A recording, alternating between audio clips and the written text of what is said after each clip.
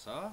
Kali ini kita akan pelajari tentang kiat-kiat melanjutkan ke perguruan tinggi. Kita lebih dahulu mengenal tentang perguruan tinggi. Perguruan tinggi adalah salah satu jenjang pendidikan lanjutan setelah menamatkan pendidikan dasar 12 tahun. Nah, pendidikan 12 tahun itu kan tak ada, adik-adik kan tahu sendiri, terdiri dari SD 6 tahun, SMP 3 tahun, SMA, SMK itu 3 tahun. Nah, tujuannya adalah membentuk peserta didik menjadi seorang akademisi yang profesional dan menguasai berbagai bidang ilmu, baik itu saintek, sosial maupun ilmu.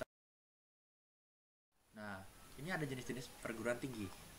Yang berdasarkan status, ada dua tipe yang ada, yaitu PTN atau perguruan tinggi negeri dan perguruan tinggi swasta. Lalu berdasarkan tipe, ada universitas, institut, sekolah tinggi, akademi, politeknik. Nah, kenapa banyak sekali tipikal perguruan tinggi? Nah, ini didasarkan pada keilmuannya. Karena kalau universitas dia secara umum, jadi di dalam satu lingkup kampus universitas itu ada beberapa fakultas-fakultas. Sebenarnya institut juga sama, tetapi dia lebih mengkhususkan kepada bidang keilmuannya. Begitu juga dengan sekolah tinggi, akademi. Nah, kalau untuk akademi biasanya itu untuk sekolah-sekolah yang berbasis kepada pendidikan kedinasan, akademi polisi contohnya, akademi militer contohnya, seperti itu. Lalu ada juga politeknik.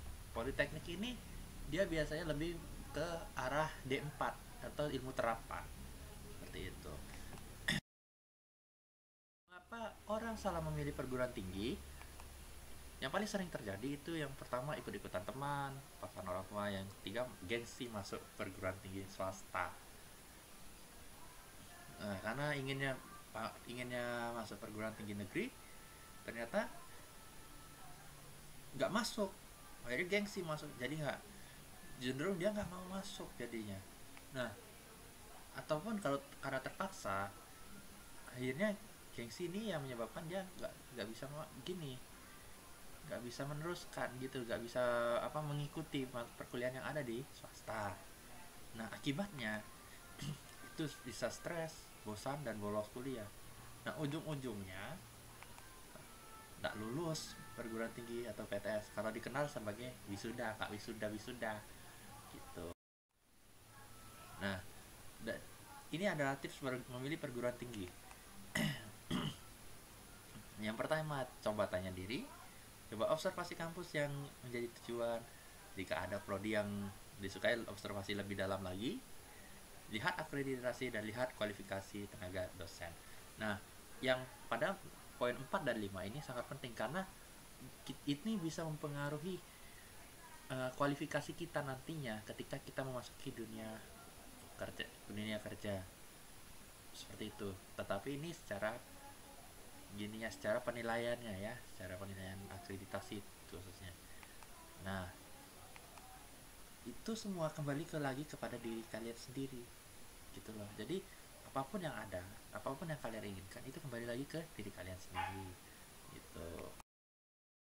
Pertanyaan yang sering muncul, mengapa saya tidak cocok dengan PTS yang saya pilih? Nah, itu karena kembali lagi pada slide yang sebelumnya, yaitu kalian belum bertanya pada diri kalian, kenapa sih saya salah gitu kan. Nah, apakah saya sanggup jika meneruskan PTN atau PTS ini? Nah, usahakan untuk memilih PTN atau PTS yang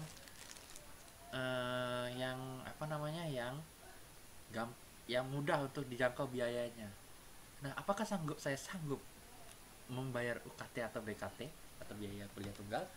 Nah, di sini kalau kalian adalah siswa yang di bawah rata-rata, di bawah garis kemiskinan gitu ya, di bawah garis hidup orang normal, orang menengah pada umumnya, itu bisa dibantu dengan yang namanya beasiswa.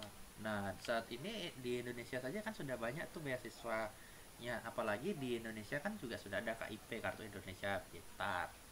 Nah, itu yang harus jadi pedoman, yang harus jadi acuan kalian, bahwa kalian ini masih kurang mampu untuk meneruskan. Nah, kalian akan ditanggung oleh KIP itu. Nah, Yang keempat, apakah saya wajib mengikuti kegiatan kemahasiswaan?